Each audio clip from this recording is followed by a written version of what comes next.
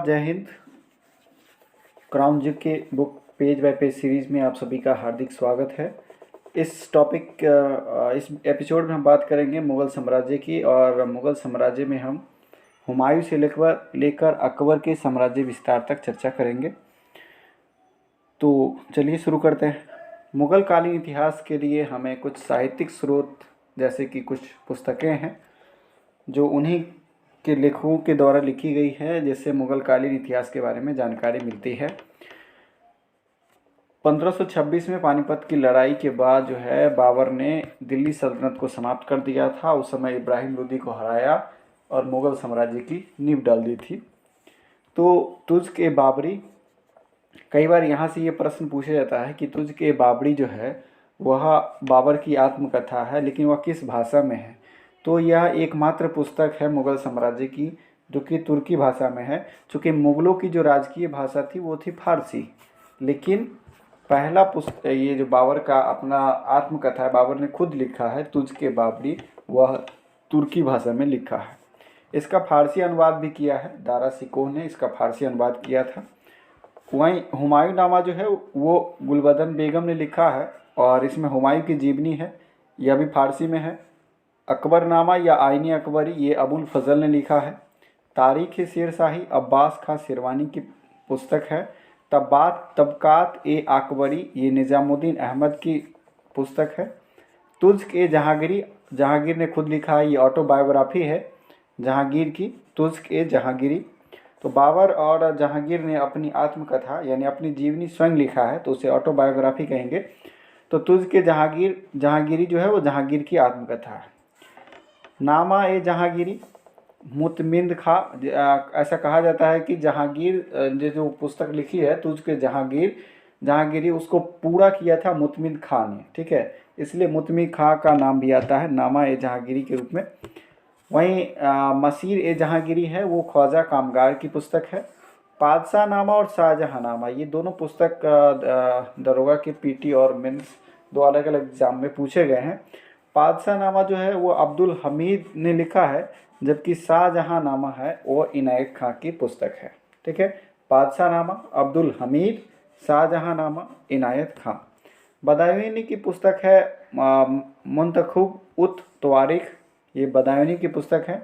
वहीं आलमगीर नामा जो है वो मिर्ज़ा मोहम्मद कज़ीम की पुस्तक है। मासीर आलमगीरी मुस्तैद खां की पुस्तक है।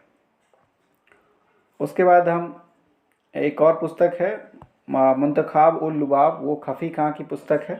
तो ये सारे पुस्तक से हमें मुग़ल कालीन इतिहास के बारे में जानकारी मिलती है।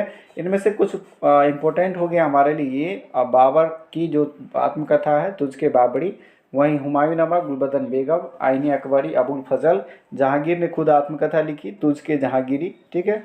उसके अलावा आपका जो है वो शाहजहां नामा है इनायत खां, और पादशाह नामा अब्दुल हमीद की पुस्तक है।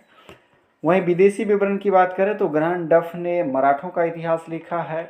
कर्नल टॉड ने राजपूतों का इतिहास लिखा है। विलियम हॉकिंस या कैप्टन हॉकिंस 1608 में जहांगीर के दरबार में आए थे। यह सबसे पहले जो है सूरत के बंदरगाह पे पहुंचा था, ठीक है, और उसके बाद आगरा जो है जहांगीर से भेंट करने गया था। तो इसने भी मुग़ल इतिहास के बारे में जानकारी दी। उसके बाद दूसरे दरबारी आए अंग्रेज की तरफ से, टॉमस रो, ये भी जहांगीर के दरबार में आए थे 1616 में। फ्रांसिस्को जो कि एक डच डॉक्टर थे, जहांगीर के दरबार में रहा था। वहीं बर्नियर, ट्रैवेनियर और मनुची ये शाहजहां के दरबार में आए थे। बर्नियर, ट्रैवेनियर और मनुची शाहजहां के दरबार में आए थे। रॉल्फ फिंच जो थे वो अकबर के दरबार में आए थे। वहीं स्मारक की बात करें तो यहाँ से मिलान करने के प्रश्न पूछे ही जाते हैं, जिनमें बाबर का मकबरा काबुल में स्थित है। बाबर को 2 बार दफनाया गया, ठीक है। एक बार इसको बाबर को एक बार आगरा में दफनाया गया, दूसरी बार इसको काबुल में दफनाया गया। हुमायूं का मकबरा जो है वो दिल्ली में स्थित है। अकबर का मकबरा सिकंदरा में स्थित है। जहांगीर का मकबरा लाहौर में, और शाहजहां का मकबरा आगरा में स्थित है। एक बार फिर से इसको रिवाइज करेंगे। बाबर का मकबरा जो है वो काबुल में है। हुमायूं का मकबरा जो है वो दिल्ली में है। यही हुमायूं के मकबरे से ही बहादुर शाह जफर को अंग्रेज़ों ने कैद किया था 1857 की क्रांति के बाद, और उसको रंगून भेज दिया था, जहां 1862 में उसकी मृत्यु हो जाती है। तो जहांगीर का मकबरा लाहौर में, अकबर का मकबरा सिकंदरा में और शाहजहां का मकबरा जो है वो आगरा में स्थित है। आगे चर्चा करेंगे। शाहजहां का मकबरा आप जानते हैं कि ताजमहल बनवाया था, वहीं पर शाहजहां का मकबरा है, तो ये तो कंफर्म है कि ताजमहल का निर्माण शाहजहां ने करवाया, तो वहीं पर इसका मकबरा स्थित है। जहांगीर का मकबरा लाहौर में है और अकबर का मकबरा सिकंदरा में है, बाबर का मकबरा काबुल में है, हुमायूं का मकबरा दिल्ली में है। मुगल वंश के संस्थापक रहे बाबर, जो कि मात्र 4 साल तक शासक रहे। कई बार हम लोगों से प्रश्न पूछा जाता है कि अकबर जब मुगल वंश का शासक बना था तब उसकी आयु कितनी थी, तो महज 13 वर्ष थी। लेकिन ये चर्चा नहीं की जाती है कि मुगल वंश में सबसे कम एज में शासक कौन बना। तो यह चूँकि मुगल वंश का शासक नहीं था उस समय, बाबर जो है वो अपने लोकल एरिया का शासक बना था। बाबर महज 11 वर्ष की आयु में ही शासक बना था। इसका बाबर का पूरा नाम था जहीरुद्दीन मोहम्मद बाबर। इसका जन्म 14 फरवरी 1483 को फरगना में हुआ था और यह फरगना का शासक बना था महज 11 वर्ष की आयु में।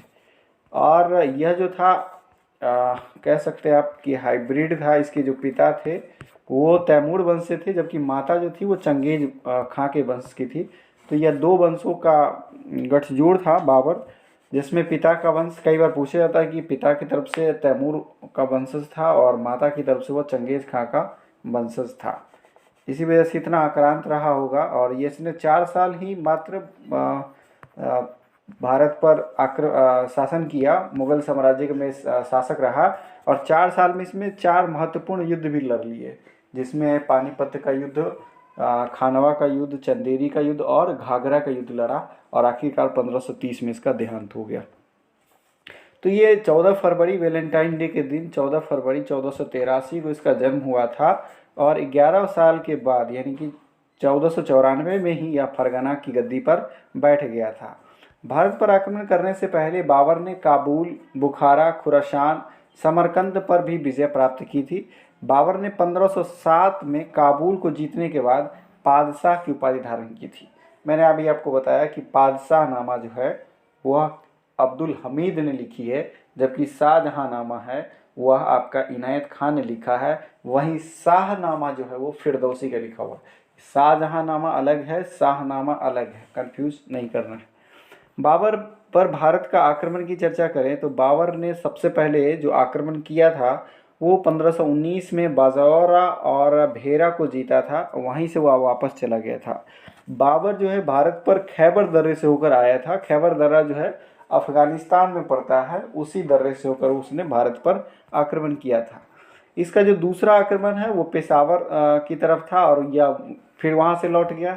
तीसरा आक्रमण इसने 1520 ईस्वी में किया और सियालकोट इसके हाथ में आ गया। तीसरा आक्रमण सियालकोट में किया। सियालकोट अभी वर्तमान में पाकिस्तान में पड़ता है। बाबर ने चौथा आक्रमण 1524 में पंजाब के अधिकांश 1524 में किया और वहाँ पर पंजाब के अधिकांश भाग पर कब्जा कर लिया।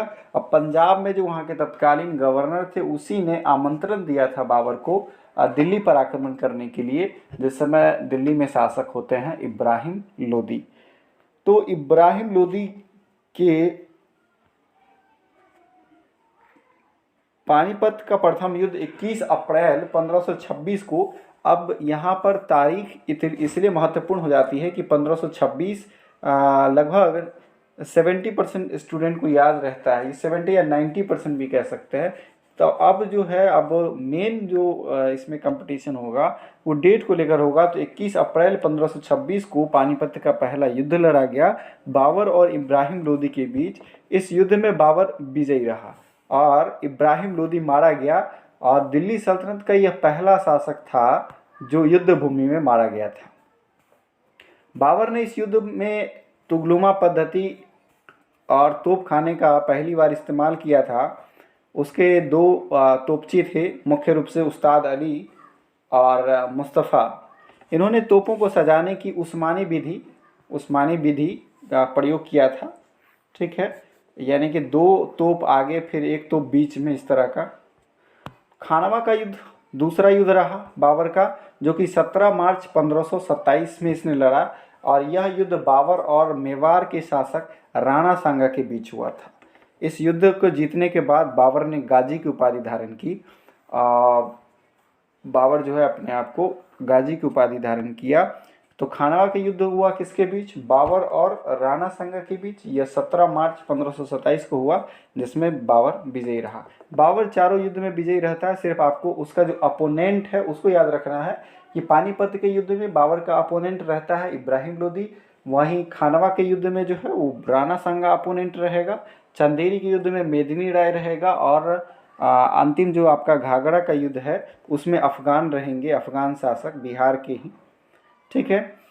चंदेरी का युद्ध लड़ा इसने 29 जनवरी 1528 को, और इसमें मेदिनी राय को उसने मार गिराया, और इस युद्ध में उसने जिहाद का नारा दिया था। कई बार यह भी प्रश्न पूछ लिया जाता है कि बाबर ने भारत पर किस आक्रमण में जिहाद का नारा दिया था। और जिहाद का मतलब था कि वह हिंदुओं को, मतलब गैर मुस्लिमों को काफिर समझते थे, कहते थे मारो काफिरों को मारो, इससे क्या होगा? जिहाद, मतलब उससे तुमको जन्नत मिलेगी। तो इस एवज में, चूंकि बाबर के पास सेना बहुत कम थी, लेकिन इस जिहाद के चक्कर में जो है उसने पूरा बवाल मचा दिया था। बाबर ने इसके बाद युद्ध लड़ा था घाघरा का युद्ध, और घाघरा का युद्ध हुआ 1529 में लड़ा घाघरा के तट पर, और यहाँ पर उसने अफगानों को हराया, और यही उसकी अंतिम लड़ाई थी। और इसके बाद इसका अंत हो जाता है। पानीपत के युद्ध जीतने के बाद बाबर ने सरदारों को उचित इनाम दिए। हुमायूं को बाबर ने कोहिनूर का हीरा दिया। हुमायूं उसका बेटा था। बाबर की इस उदारता को के लिए उसे कलंदर कहकर पुकारा गया, तो इसने कलंदर की उपाधि धारण की। खानवा के युद्ध जीतने के बाद उसने गाजी की उपाधि धारण की थी, और खानवा में उसने राणा सांगा को हराया था। तो पानीपत के युद्ध जीतने के बाद इसने ढेर सारे रुपये लुटाए, जिसके लिए इसको कलंदर कहा गया। बाबर ने एक पद में एक नवीन शैली, मोबैयान शैली का जन्मदाता इसको कहा जाता है। मोबैयान शैली में इसने लिखा एक पंक्ति जो मुस्लिम कानून की पुस्तक भी कही जाती है। बाबर की आत्मकथा तुझके बाबरी तुर्की भाषा में थी, जिसे अकबर ने अब्दुल रहीम खान खाना के द्वारा फारसी भाषा में रूपांतरण करवाया था।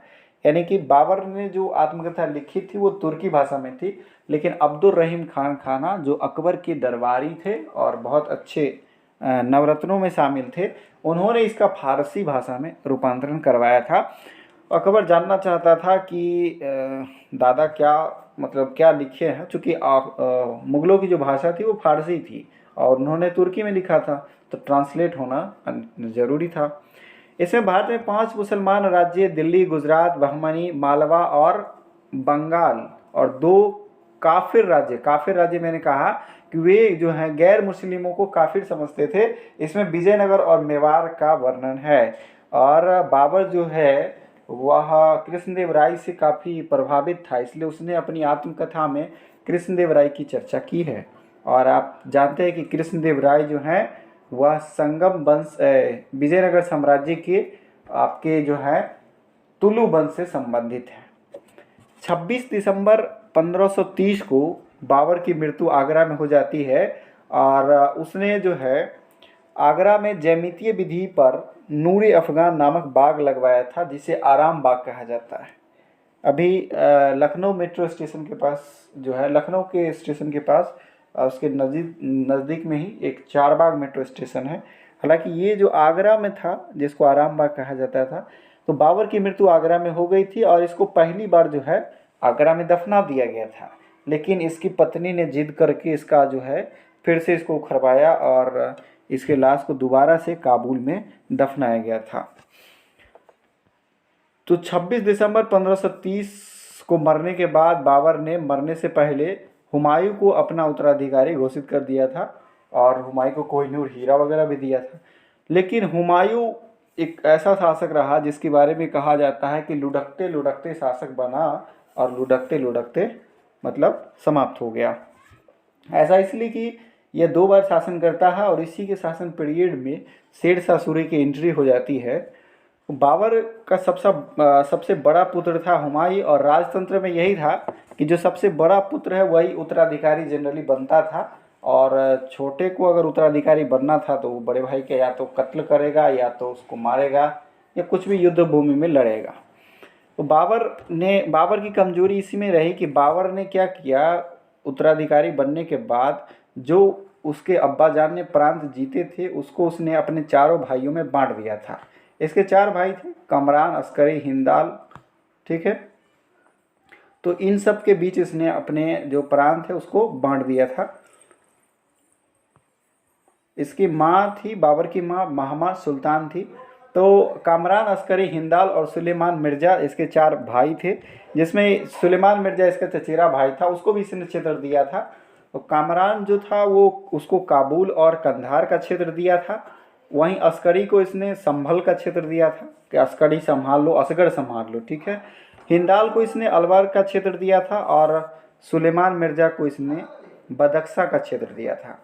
हुमायूं ने 30 दिसंबर 1530 को 23 वर्ष की आयु में आगरा की गद्दी संभाली थी और हुमायूं ने भी आक्रमण किए, जिसमें उसका जो है कलिंजर पर इसने आक्रमण किया 1531 में। गद्दी संभालते ही आक्रमण करना स्टार्ट कर दिया, क्योंकि मुगल जो है वो पूरे भारत पर एक छत्र राज करना चाहते थे। तो जो जो प्रांत उनके कब्जे में नहीं था उसको वो जीतना चाहते थे। कलिंजर पर आक्रमण किया। उस समय प्रताप रुद्रदेव वहाँ पर शासक थे, लेकिन इसका जो है कलिंजर अभियान असफल रहा। हुमायूं का कलिंजर अभियान असफल रहा। उसके बाद इसने 1532 में दौराहा का युद्ध या दोहरिया का युद्ध लड़ा, और जिसको चुनार का प्रथम घेरा भी कहा जाता है। इस युद्ध में उसने अफगान महमूद लोदी के बीच इसकी लड़ाई हुई और महमूद लोदी को इसने हरा दिया। उसके बाद हुमायूं ने चुनारगढ़ का घेरा डाला और शेर शाह के हाथों से छीनने का प्रयास भी किया।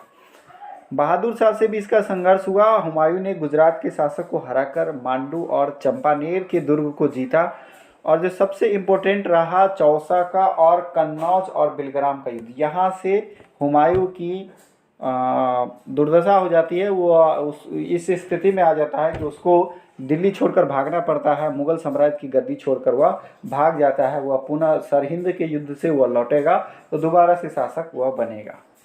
चौसा का युद्ध 26 जून 1539 को हुआ, जिसमें शेर खां, जो कि आगे चलकर शेर शाह सूरी हुए, उन्होंने हुमायूं को चौसा में चौरस कर दिया, ठीक है। मतलब उसको उसका काम तमाम कर दिया। चौसा की कर्मनासा नदी पर, या चौसा जो है वो कर्मनासा नदी पर स्थित है। इस युद्ध में हुमायूं बुरी तरह हार गया और युद्ध जीतने के बाद शेर खां ने शेरशाह की उपाधि धारण की। जैसा मैंने आपको बताया कि शेरशाह सूरी की उपाधि इसने धारण की।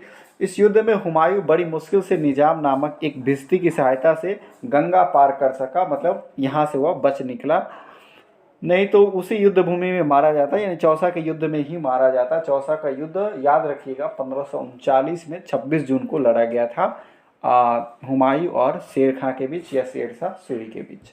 कन्नौज और बिलग्राम का युद्ध बहुत ही निर्णायक साबित हुआ। यह जो है 1540 में लड़ा गया।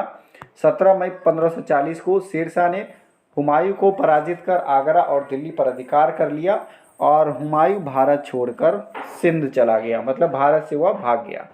इस बीच 15 साल उसने निष्कासित जीवन व्यतीत किया।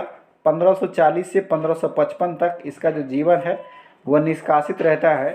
हुमायूं ने हिंदाल के गुरु, इसके जो भाई थे, इसका मैंने बताया कि इसके 3 अपने भाई थे, एक चचेरा भाई था, तो इसका एक भाई था हिंदाल। हिंदाल के गुरु मीर अली अकबर जामी की पुत्री थी हमीदा बानो बेगम, उससे इसने निकाह कर लिया 1541 में, और उसी हमीदा बानो बेगम से इसको अकबर पुत्र जन्म लिया था, जो कि 1543 में जन्म लिया था और 1556 में जाके वो गद्दी पर बैठेगा।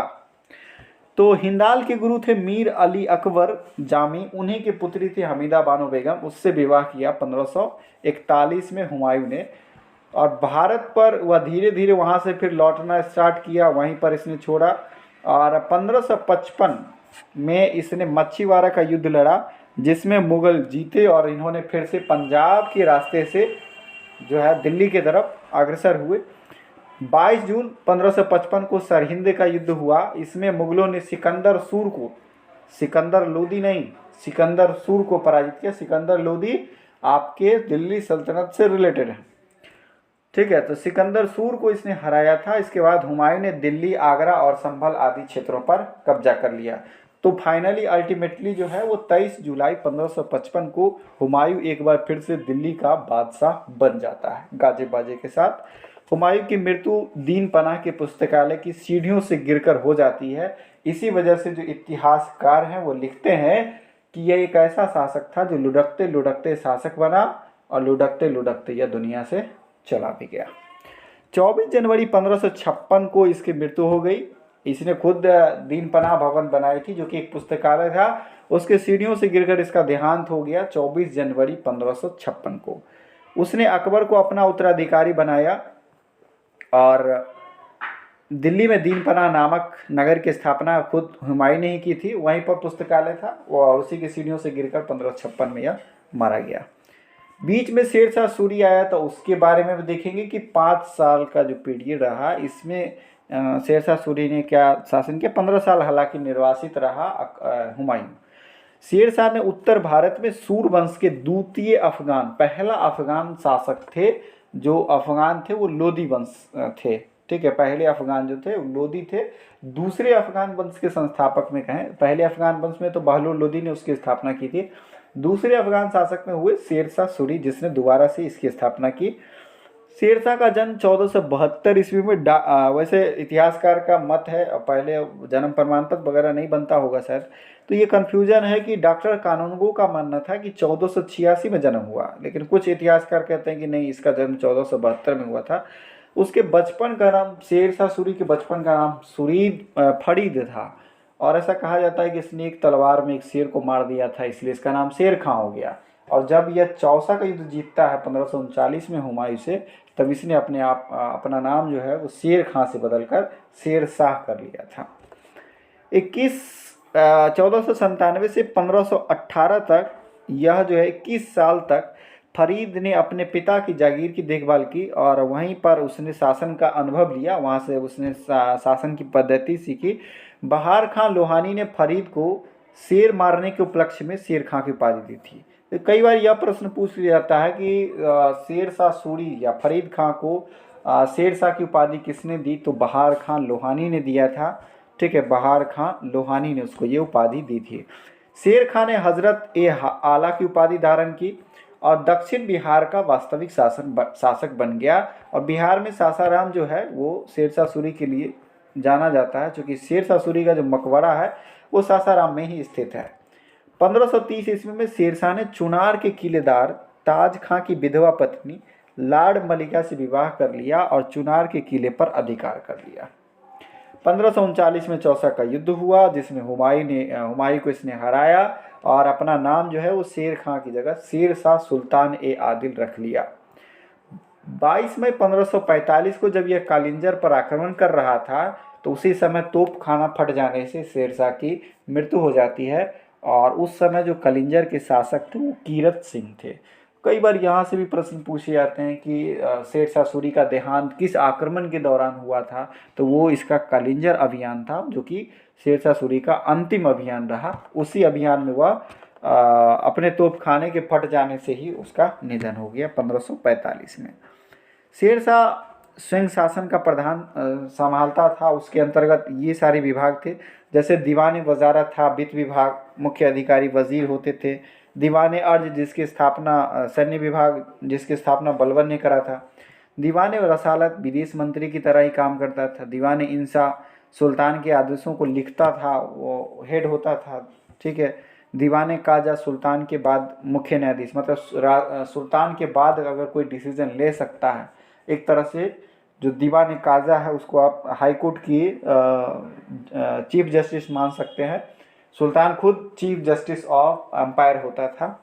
दीवान बरीद जो है वो गुप्तचर विभाग को संभालता था। प्रांतीय शासन की बात करें तो शेरशाह ने संपूर्ण सूबे को सरकार में बांट दिया था। प्रत्येक को एक सैनिक अधिकारी की देखरेख में छोड़ दिया था। उनकी सहायता के लिए सूबे में एक असैनिक अधिकारी अमीन बंगाल भी होता था। उसके बाद उसने सरकार को क्या किया कि प्रत्येक सरकार में उसने 2 प्रमुख अधिकारी रखे, जिसमें एक का नाम रखा सिकदारा जो कि सैनिक अधिकारी होते थे, और एक न्याय के लिए मुंसिफा रखते थे। सिकदारा जो था वो सैनिक अधिकारी था, मुंसिफा जो था वो न्यायिक अधिकारी था। सरकार को परगना में बांटा, प्रत्येक सरकार को कई परगनों में बांट दिया। प्रत्येक परगने में एक सिकदार मतलब सैनिक अधिकारी, एक मुंसिफ यानी दीवान मुकदमों का निर्णय करने वाले, एक फतेहदार जो कि खजांची होते थे, फौजदार, और 2 कानकून होते थे जो क्लर्क होते थे, हिसाबबारी लिखा करते थे। शेरशाह सूरी की अर्थव्यवस्था की बात करें तो शेरशाह सूरी का जो अर्थव्यवस्था है वह 3 श्रेणियों में बटा हुआ था, गुड, मीडियम एंड वर्स्ट। ठीक है, मतलब अच्छा था, मध्यम स्तर का भी था, एवरेज जिसको बोल सकते हैं, और ख़राब क्वालिटी का भी था। इसने ज़मीन को 3 हिस्सों में, 3 किस्म में बांटा था, अच्छा, मध्यम और बुरा। उसने भूमि कर निर्धारण के लिए राय मतलब फलदारों की सूची, फसलदारों की सूची को लागू करवाया था। किसानों को संलग्न अधिकारियों के वेतन के लिए सरकार को जरीमाना, महासीलाना नामक कर देना होता था, जो कि पैदावार का 2.5 से 5% तक होता था। उसने भूमि के माप के लिए सिकंदरी गज और सन की डंडी का प्रयोग किया था। यह भी प्रश्न पूछ लिया जाता है कि शेरशाह सूरी ने किसका प्रयोग किया था भूमि के माप के लिए, तो सिकंदरी गज, ठीक है, जो सिकंदर लोदी ने इस्तेमाल किया था, और सन की डंडी का भी प्रयोग किया था। सिकंदरी गज में 31 अंगुली होता था या 32 इंच, ठीक है, ये इसका मेजरमेंट होता था। शेरशाह ने लगान निर्धारण के लिए 3 प्रकार की प्रणालियां भी अपनाई थी, जिसमें बटाई को गल्ला बक्सी कहता था, मुक्ताई को नस कहता था या कनकूत कहता था, वहीं जब्ती को जमई कहता था। ठीक है, किसानों से पैदावार के 1/3 भाग लगान के रूप में वसूला जाता था। शेरशाह सूरी के समय शेरशाह ने घसे पीटे पुराने और पूर्ववर्ती शासकों के द्वारा जो सिक्के थे उसको चलन में बंद कर दिया। उसकी मुद्रा व्यवस्था काफ़ी श्रेष्ठ थी शेरशाह की। उसने चांदी के जो रुपये थे वो 180 ग्रेन के चलाए, जबकि तांबे के सिक्के 380 ग्रेन के चलाए। शेरशाह के समय सोने का सिक्का भी था जो कि 167 ग्रेन का था, और इसको असरफी कहा जाता था। शेरशाह ने जो सोने के सिक्के चलाए 167 ग्रेन के चलाए, उसको असरफी कहा जाता था। उसके समय में 23 टकसालें थे। टकसाल का मतलब होता है जहाँ पर सिक्के ढाले जाते हैं, कॉइन्स बनाए जाते हैं, ठीक है, मुद्रा बनाई जाती है, करेंसी छापी जाती है। उसके सिक्कों पर उसका नाम अरबी के साथ साथ नागरी लिपि में भी होता था, मतलब वो उसका जो नाम होता था शेरशाह सूरी का, वह अरबी लिपि में भी होता था और नागरी लिपि में भी होता था। सड़कें और सराय की बात करें तो शेरशाह का महत्वपूर्ण सड़क जो है जीटी रोड, वो तो कौन नहीं जानता है, ग्रैंड ट्रंक रोड। ठीक है, शेरशाह ने करीब 1700 सरायों का निर्माण कराया, जिसकी देखभाल सिकदार करता था। उसने कई नई सड़कों का निर्माण करवाया और पुरानी सड़कों की मरम्मत करवाई। बंगाल में सोनार गांव से आगरा, दिल्ली होते हुए लाहौर तक यह सड़क ए आजम कहलाता था उस समय, जिसका नाम शॉर्ट में अभी जीटी रोड रखा गया है, या ग्रांड ट्रंक रोड अभी वर्तमान में है। आगरा से बुरहानपुर तक, आगरा से चित्तौड़ तक, लाहौर से मुल्तान तक ये सड़क जाती है। यानी बंगाल में सोनार गांव से होते हुए आगरा, दिल्ली, ये होते हुए कहाँ तक जाती है सड़क, लाहौर तक जाती है। और यह जो है NH1 और NH2 का कंबाइंड फॉर्म है।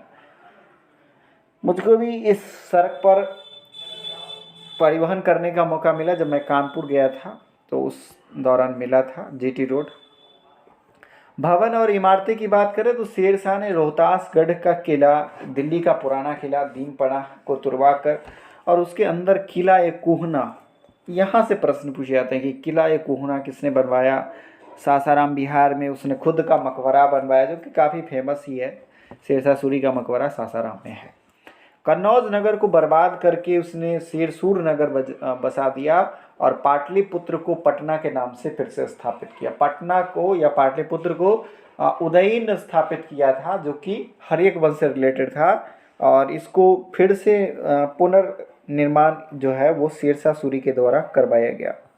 मलिक मोहम्मद जैसी, जिनकी पद्मावत भी रचना है और उनकी जो रचना है वो शेरशाह सूरी कालीन भी थे। मलिक मोहम्मद जैसी उसी के समय थे, शेरशाह सूरी के समय ही।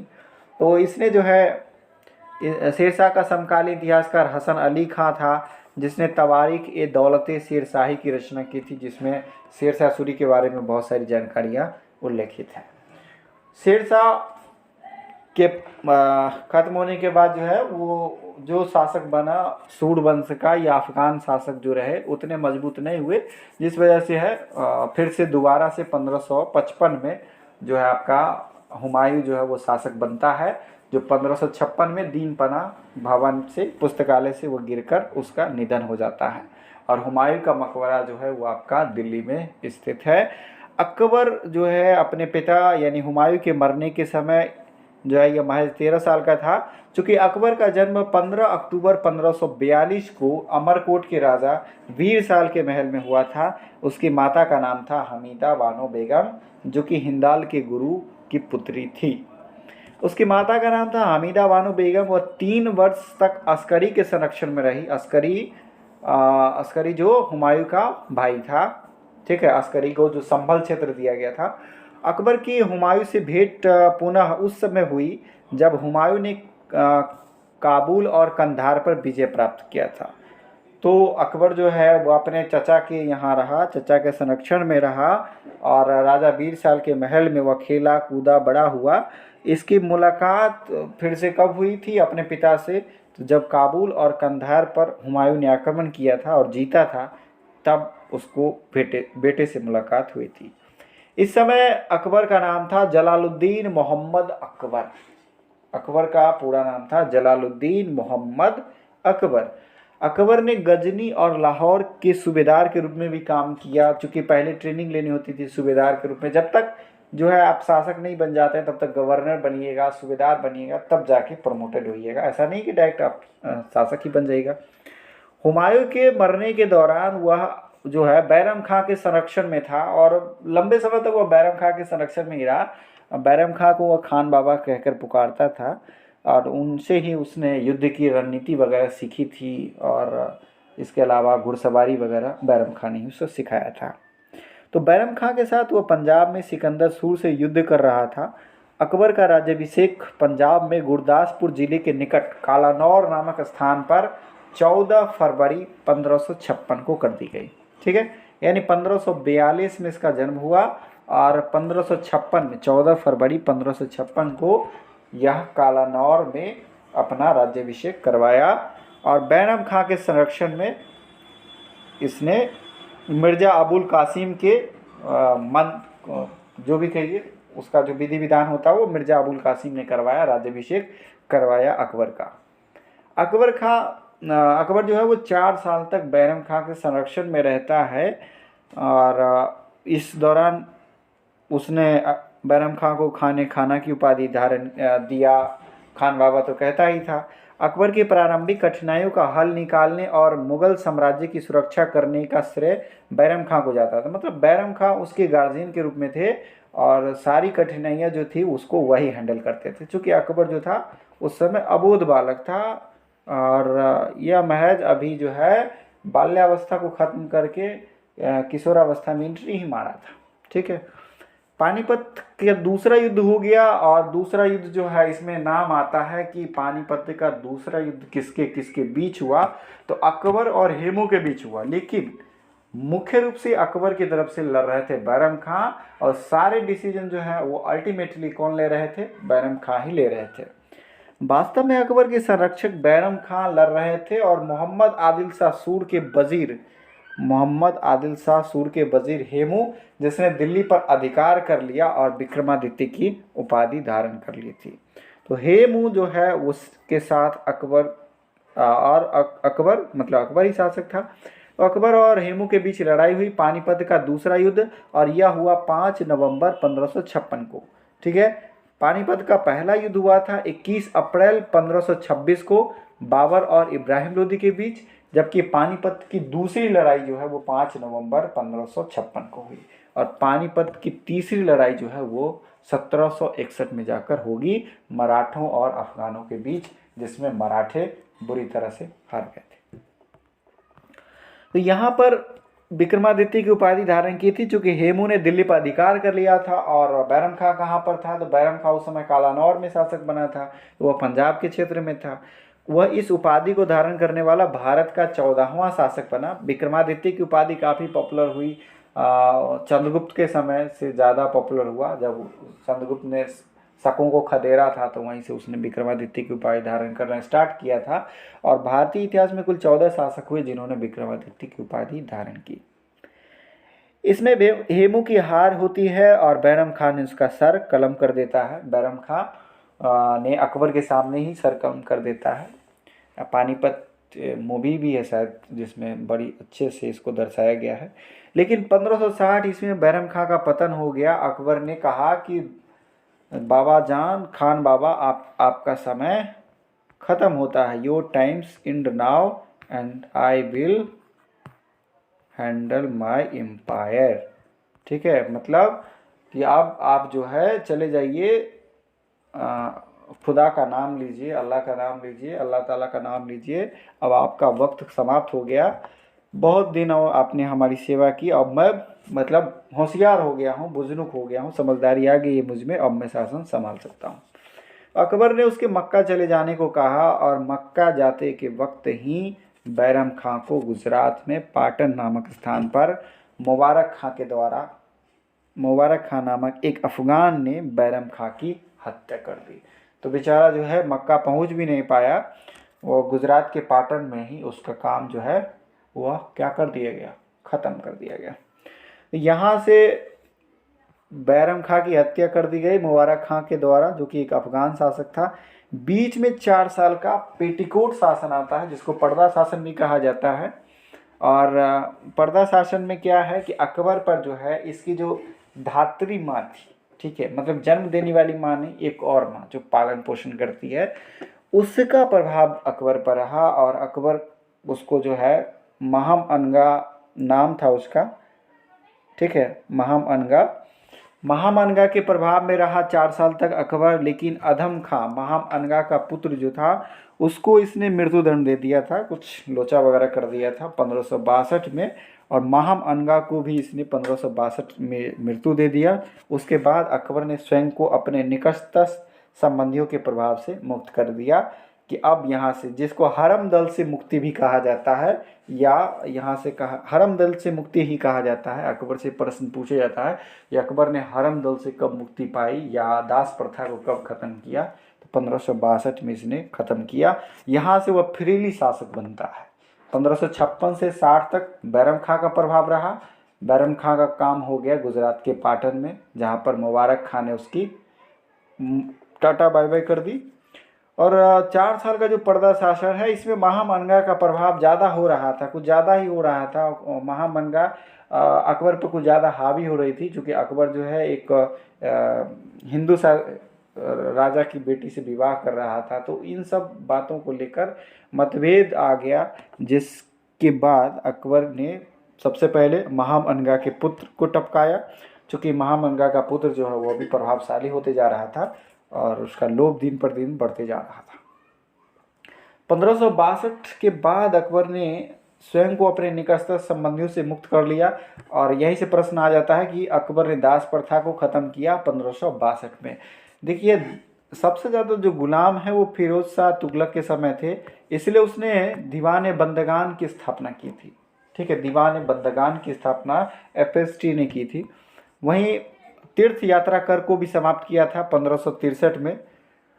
अकबर एक बार मार्केट में घूम रहा था, तो जो हिंदू लोग थे, हिंदू जनता थी, वो शासक का मजाक उड़ा रही थी कि कैसा हमारा शासक है जो हमें पूजा पाठ करने पर भी कर लेता है, यानी हम जो तीर्थ यात्रा पर जाते हैं तो उसका भी टैक्स लेता है। तो जब इसने इस बात को सुना अपनी जुबान से, तो उसने इसको वापस लेने का फैसला लिया। तो 1563 में इसने तीर्थ यात्रा कर समाप्त कर दिया। 1564 में इसने जजिया कर की समाप्ति की। जजिया टैक्स ब्राह्मणों पर लगता था, तो उसको भी इसने समाप्त किया। इसके अलावा इसने जो मुख्य काम है 1579 में इसने मजहर की घोषणा की, ठीक है, और 1582 में इसने जो है दीन इलाही धर्म चलाया, और 1583 में इलाही संबत चलाया था। तो यहाँ से प्रश्न मुख्य रूप से बनते हैं। हल्दी घाटी का युद्ध, जिसमें बहुत सारे मतभेद हैं, अभी भी लोग इतिहासकार उसको उसके सही दृष्टिकोण को नहीं अपनाते हैं। तो ऐसा मानना है कि हल्दी घाटी युद्ध में जो है महाराणा प्रताप की हार हुई थी, लेकिन इतिहास में हमें लोगों का कहना है कि हमें ज़बरदस्ती बताया जाता है कि अकबर इसमें जीता था। अकबर की तरफ से लड़ रहे थे कौन? अकबर की तरफ से लड़ रहे थे मान सिंह, जो उसका एक तरफ से कौन था, उसका साला था, ठीक है।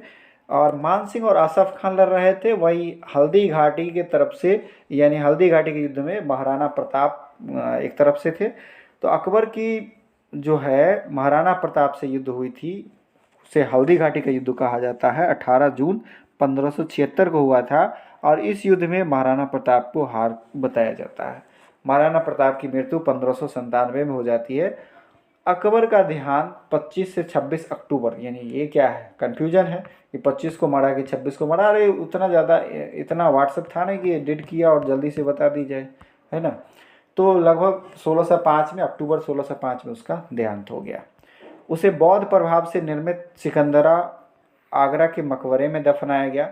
अकबर की मृत्यु के समय उसका एकमात्र जीवित पुत्र था सलीम, जो कि शेख सलीम चिश्ती के आशीर्वादोपरांत इसका जन्म हुआ था, इसलिए उसका नाम भी सलीम रखा था, जो आगे चलकर जहांगीर के नाम से शासक बनेगा।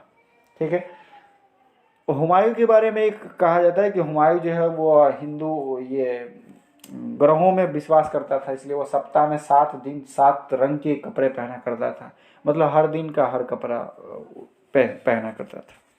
अकबर की राजपूत नीति जो है वह दमन और समझौते पर आधारित थी कि अगर समझौता कर लो तो ठीक, नहीं तो हम आक्रमण करेंगे, आक्रमण करके जीत लेंगे। उसने राजपूतों से वैवाहिक संबंध की नीति अपनाई और जिसमें उसने अकबर के आमेर के राजा भारमल की पुत्री हरखा बाई से विवाह किया था, जिसको जोधाबाई कहा जाता है। और अकबर जोधा नाम का जो सीरियल है या फिल्म है काफ़ी ज़्यादा प्रचलित भी हुआ है, जिसमें दिखाया गया है कि जो जोधाबाई जो है ढेर सारी शर्तें रखती है अकबर के सामने कि महल में जो है सो हमारे लिए एक भगवान शंकर का या भगवान विष्णु का शायद मंदिर बनवाइए, ठीक है, ये वो फलाना दिखाना, और हम अपना धर्म परिवर्तन नहीं करेंगे। इन सब बातों को स्वीकार कर लेता है, जिससे भी अकबर के जो दरबारी होते हैं वो थोड़ा सा सकुचाते हैं, उस पर अपना विरोध दर्ज करते हैं। लेकिन अकबर जो है अपने साम्राज्य नीति विस्तार के लिए इन सब चीज़ों को वह दरकिनार कर देता है। उनके अमीरों के जो नाखुश थे उनको वो दरकिनार कर देता है कि आपको मंजूरी नहीं है तो आप चले जाएं। राजपूतों से वैवाहिक संबंध अपनाया, उसमें उसने में आमेर के राजा भारमल की पुत्री हरखा बाई से विवाह किया, जिससे उत्पन्न पुत्र का नाम था सलीम। अकबर के दरबार के नवरत्न काफ़ी पूछे जाते हैं, काफ़ी इम्पोर्टेंट भी है। सबसे ज़्यादा इम्पोर्टेंट है बीरबल, जिनका मूल नाम था महेश दास, और अकबर ने इसको राजा और कवि प्रिय की उपाधि दी थी। राजा बीरबल कहकर पुकारते थे अकबर इनको। तो बीरबल का मूल नाम था महेश दास और कवि प्रिय की उपाधि भी थी, राजा की भी उपाधि थी। टोडरमल जो कि अकबर के वित्त मंत्री थे, फाइनेंस मिनिस्टर टोडरमल थे, और इन्होंने भूमि माप के आधार पर लगान की पद्धति अपनाई थी। मानसिंह अकबर के सेनापति थे। तानसेन जिनका मूल नाम था राम तनु पांडे और अकबर के दरबार के यह प्रसिद्ध गायक थे। ऐसा कहा जाता है कि वह जब संगीत गाता था तो जो खिड़की की कांच हुआ करती थी वो टूट जाती थी, इतना ज़्यादा हार्डनेस होता था, इतना ज़्यादा उसके म्यूज़िक में इतना ज़्यादा तारत होता था, जो शीशे के कांच वगैरह टूट जाते थे। उसका मकबरा भी ग्वालियर में है। अकबर ने तानसेन को कंठाभरण विलास की उपाधि दी थी तानसेन को। तानसेन का मूल नाम याद रखिएगा रामतनु पांडे है। बीरबल का मूल नाम महेश दास है। इसके अलावा मुल्ला दो प्याजा थे। इनको प्रेम से इसलिए कहा जाता है कि यूँ खाने में जो है हमेशा 2 प्याज का डिमांड किया करते थे, इसलिए इनका नाम जो है मुल्ला दो प्याजा रखा गया। और कॉमेडी वगैरह का काम था इनका कि राजा को खुश करना, मनोरंजन करना, ये सब काम मुल्ला दो प्याजा का था। जैसे अभी जो चलता है होटल में पनीर दो प्याजा, ये सब चलता है, उसी तरह का ये मुल्ला दो प्याजा थे। उसके बाद हकीम हुमाम, ये शाही विद्यालय के हेड होते थे। शाही विद्यालय अलग होता था जिसमें शाही खानदान के लोग ही पढ़ेंगे, तो शाही विद्यालय होता था, उसका हेड होता था या हेड ऑफ डिपार्टमेंट होता था, हकीम हुमाम होते थे। फैजी जो है वो अबुल फजल का बड़ा भाई था। फैजी अकबरनामा लिखा था अबुल फजल ने, ठीक है, आईने अकबरी भी उसने लिखा था। वो फैजी जो है उसने लीलावती नामक पुस्तक लिखी है, और लीलावती जो है वो गणित की पुस्तक है। अभी ये मत समझिए कि लीलावती है तो इसमें लीला होगा, कोई नाटक वगैरह होगा, कोई ड्रामा वगैरह होगा, ठीक है, ये बिल्कुल मत समझिएगा। लीलावती जो है वो गणित की पुस्तक है, और उसने जो है इसका फारसी में अनुवाद किया था फैजी ने। अब्दुल रहीम खान खाना जो कि बैरम खां का पुत्र था, और इसी ने बाबरनामा या तुझ के बाबरी को फारसी भाषा में ट्रांसलेट किया था।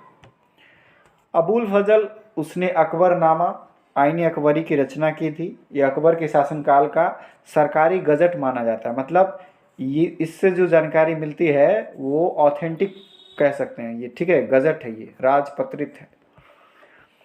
1602 में सलीम के इशारे पर ओरछा के राजा बीर सिंह बुंदेला ने अबुल फजल की हत्या कर दी। 1602 में सलीम, जो कि आगे चलकर औरंगजेब होंगे, तो उन्होंने राजा बीर सिंह बुंदेला के द्वारा अबुल फजल की हत्या करवा दी। अबुल फजल का काम 1602 में समाप्त हो जाता है। अकबर का साम्राज्य विस्तार की बात करें तो अकबर ने ढेर सारे साम्राज्य विस्तार किए। जब वो गुजरात को जीता था तो पहली बार समुद्र देखा था और इसी उपलक्ष्य में उसने बुलंद दरवाज़ा निर्माण करवाया था।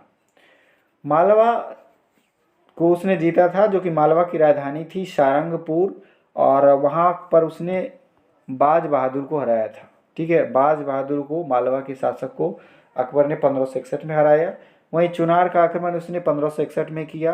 गोंडवाना का आक्रमण 1564 में किया, वहाँ पर उसने वीर नारायण को हराया, और ये सब आसफ खां के नेतृत्व में हुआ।